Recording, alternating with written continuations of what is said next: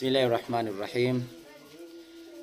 Huu ni mwendelezo sehemu ya pili, ma yajibu ala aqaribi almarid, katika yale mambo ambayo anatakiwa ayafanye mtu pale ambapo ndugu yake ama jirani yake au mtu wake wa karibu anapokuwa ni mgonjwa.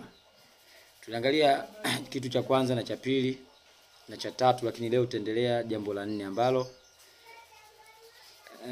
ay yudhakirahu bisabri ala albala. Mtu anapokuwa ni mgonjwa lazima uwe unamkumbusha mara kwa mara kuwa na subira juu ya mitihani, wa adam tamanni almauta, na asija katamani kifo, kwa sababu Mtume sallallahu alaihi wasallam katika hadithi ambayo imepokewa na alimamu Muslim anasema, la yatamanna ahadakumul maut, la yatamanna ahadukumul maut, mmoja wenu asitamani kifo.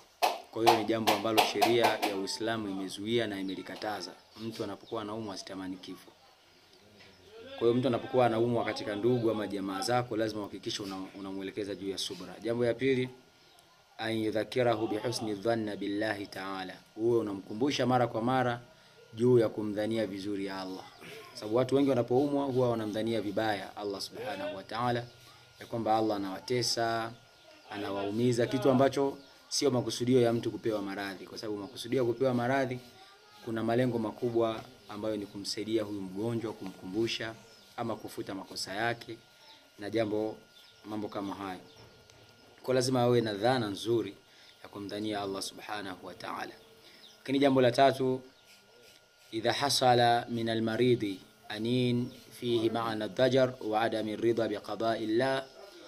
Ikiwa mgonjwa atakuwa ni mwenye kulaumu, kuchukia na zile qadar za Allah subhanahu wa ta'ala, sasa wewe lazima umkumbushe mgonjwa. Unamkumbusha nini?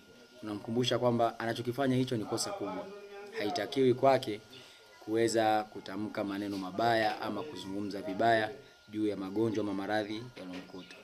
Jambo la 4, musaadatul maridhi ala adai salati mahma kanat, ni kumsaidia mgonjwa juu ya kuswali, kwa sababu watu wengi wanapoumwa huaga hawaswali. Kwa hiyo mgonjwa lazima umsaidie kutekeleza ibada ya swala vyovyote vile itakavyowezekana.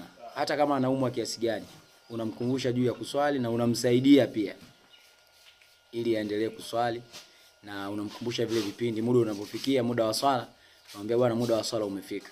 Kwa hiyo wengi katika wagonjwa huwa watekelezi ibada ya sala, na mara nyingi ni kukosa watu wanaowakumbusha. Lakini mgonjwa akipata mtu anemsimamia na kumkumbusha, basi lazima ataswali. Kwa hilo ni jambo la tatu ambalo ukiona